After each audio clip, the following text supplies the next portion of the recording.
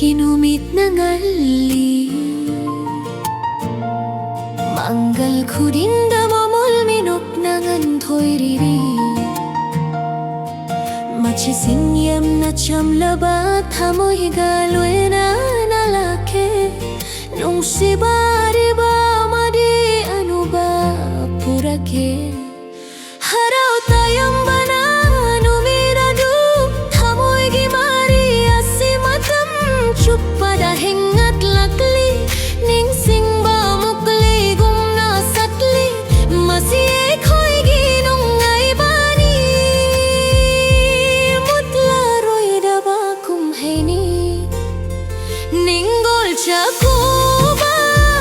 nung si bagilai emung manunggi thamoy sing matam chupada ngalli mache sing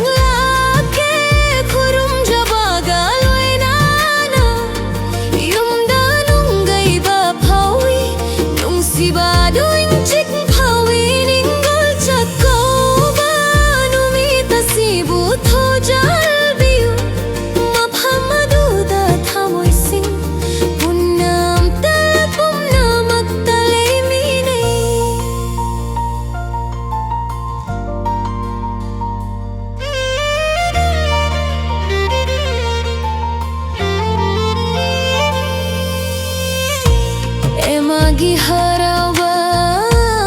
emagi nungsiba May kurinda harawa gi mapitari Maching manaw sing nawa sakli chahi kudini Makhoy gi mache sing